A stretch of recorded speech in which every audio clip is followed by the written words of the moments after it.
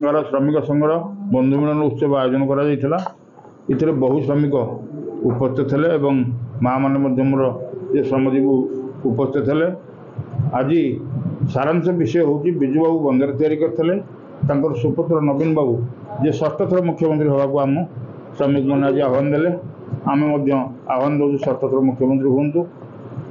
एवं ये विकास धारा आगू आगू जाऊ। पारादीप विभिन्न कल कारखाना मान आसूची जेडब्ल्यू माननीय मुख्यमंत्री आसी शुभ देकी जाइछन्ति आगू आहरी बहुत कल कारखाना आसूची आसो मु आशा करुच्ची आम संगठन श्रमिक संगठन समस्त भाई भौणी माँ मौसी मैंने समस्त कर्म नियुक्ति पाइबे।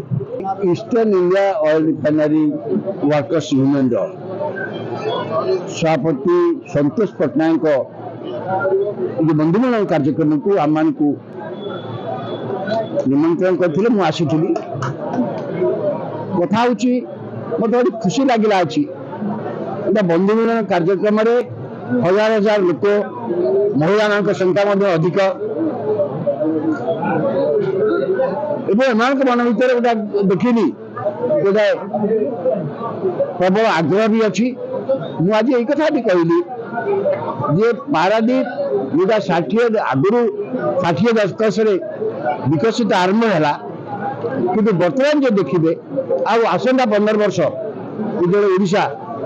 2036 जहाँ 100 वर्ष प्राप्ति ओडिशार हो भावी समग्र पूर्व भारत में जदि कौ सहर कौ स्थान सबुठ विकसित हम सबुठ बेसी शिल्प बाणिज्य कारबार हो पारादीप एवं सेटा तीव्र बेगर चली भावी निकट में जो सब चुक्ति होती मौसम होती निश्चित कार्यकारी हम से भारत वर्षर सबुठ बड़ इंटीग्रेटेड स्टील प्लांट प्रकल्प होगा जाऊँगी बहुत शिल्प है केते जो हम मैं कहली हल्दी फार्म को केन्द्र करके कल्पना ही करें नहीं 15 वर्ष 2036 आप देखिए ये सहर ये स्थान सारा पूर्व भारत सबुठ आकर्षण केन्द्र बिंदु।